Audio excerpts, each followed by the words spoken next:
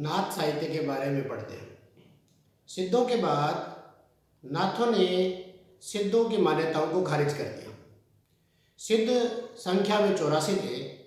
उन 84 सिद्धों में अंतिम जो सिद्ध थे, उन सिद्धों को सिद्धों की ही जो भोग विलास की साधना थी वो ठीक नहीं लगी।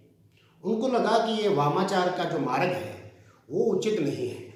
अतः अंतिम सिद्धों में जिन्होंने जलंधर थे, मत्स्येंद्र थे और गोरक्ष थे, उन्होंने इस वामाचार की साधना को छोड़ करके एक नया मार्ग अपनाया और उस नए मार्ग को ही नाथ पंथ कहा जाता है।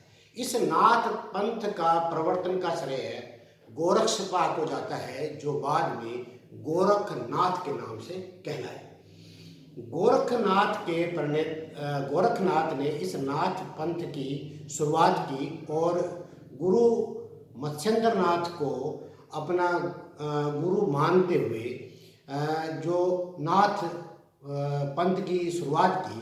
इस नाथ पंथ की जो मान्यताएं थी, उन मान्यताओं को साहित्य में लिखना इस साहित्य की विशेषता है। उन्होंने सबसे पहले वाम मार्ग को ही अस्वीकार कर दिया। सिद्धों ने वाम मार्ग पर चले थे। उन्होंने कहा था कि ये संसार को भोग करके ही संसार को पार जाना है। वामाचार की साधना को उन्होंने स्वीकार किया था। सिद्धों ने उन सारी बातों को खारिज कर दिया। वामाचार की साधना को स्वीकार ही नहीं किया। उन्होंने विकृत और अनाचारी जीवन के प्रति वितृष्णा का भाव भर करके जीवन में सदाचार के मार्ग को प्रशस्त कर दिया। वैराग्य का जो महत्व है वो उन्होंने ठीक समझा। उन्होंने निवृत्ति पर अधिक महत्व दिया। वैराग्य को मुक्ति का साधन माना।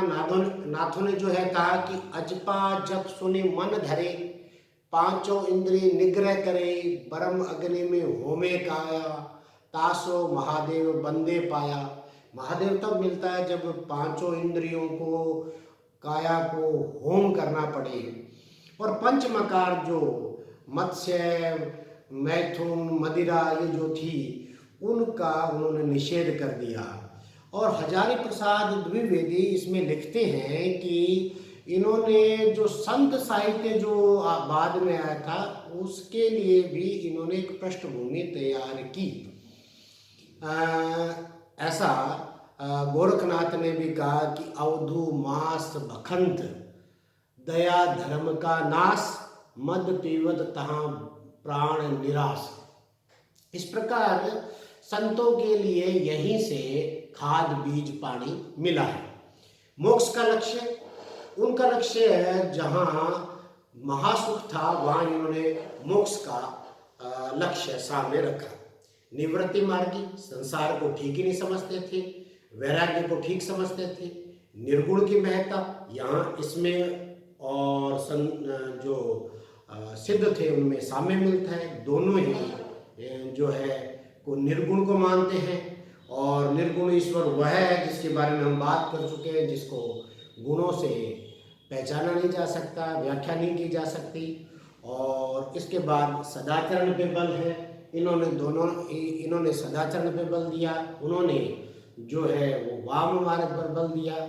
इन्होंने कहा चार पहर आलिंगन निद्रा, संसार जाई विषया दाह। ऐसा गोरखनाथ ने कहा कि चारों पहर आप सोए रहोगे तो संसार विषयों में जलता जाएगा।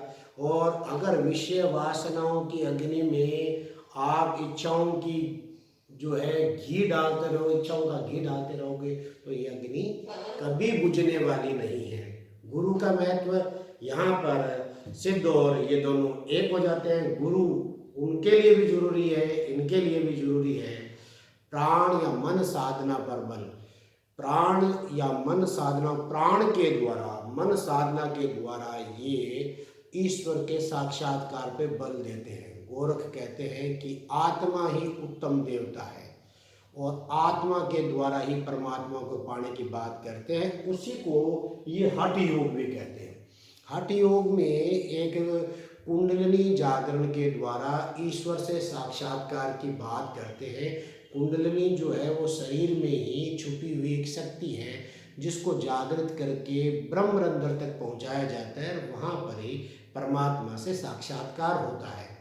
अब यहाँ जो परमात्मा से साक्षात्कार होता है वहाँ पर सूर्य और चंद्रमा का अनंत प्रकाश मिलता है। सूर्य को है और चंद्रमा को ठे कहते हैं। है और ठे से मिलकर ही हट बनता है, इसी से इसका नाम हठ योग कहते हैं। ये जो थे वैसे तो बौद्ध धर्म से ही निकले थे, बौद्ध सिद्ध बौद्ध थे, परंतु इन्होंने शिव को अपना अधिष्ठाता मान लिया था, तो ये शैव मतावलंबी हो गए थे। वो नारी को साधना के लिए जरूरी मानते थे, ये नारी का निषेध करते थे। नाथों का ये कहना था कि धन जौवन की करे नाश, चित्त न राखे कामिनी पास।